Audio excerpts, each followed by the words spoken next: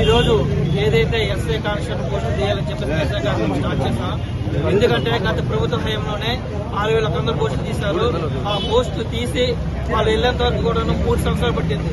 కానీ ఈ సంవత్సరం దాదాపుగా కూటమి ప్రభుత్వం మ్యారేజ్ దాదాపుగా 2 సంవత్సరాలు పూర్తయింది. కానీ నిరుద్యోగులకు అన్యాయం చేస్తుంది.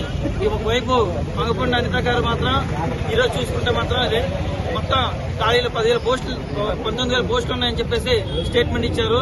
కానీ ప్రభుత్వం జాబ్ క్యాలెండర్ అని చెప్పేసి 2,700 పోస్టులకే ఈరోజు పరిమితి ఇచ్చేస్తుంది. ఆగస్టు 15కి 2,700 పోస్టులు తీస్తారని చెప్పేసి హామీ ఇచ్చారు. కానీ ఏదైతే రాష్ట్ర వ్యాప్తంగా ఖాళీగా ఉన్న పోస్టులు 20,000 ఉన్నాయో వాటన్నింటిని భర్తీ చేయాలి. భర్తీ చేయని ఈరోజు నిరుద్యోగ రైతులను కలిపి ఈరోజు పోరాడతారని చెప్పేసి సందర్భంగా తెలియజేస్తున్నాం. అలాగే ఈరోజు విజయనగరం అంటేనే విజయనగరం, శ్రీకాకుళం, వైజాగ్ అంటేనే ఎటువంటి ఉద్యోగాలు లేకుండా కంపెనీలు లేకుండా ఈరోజు నివసిస్తున్నారు.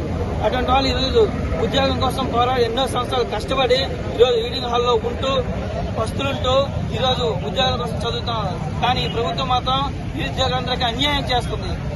ఇప్పుడు మాత్రం కళ్ళు తెరిచి 10,000 పోస్టులు కానీ తీయకపోతే ఈ పోరాటం అనేది కొనసాగుతుందని చెప్పేసి ఈ సందర్భంగా తెలియజేస్తున్నాం.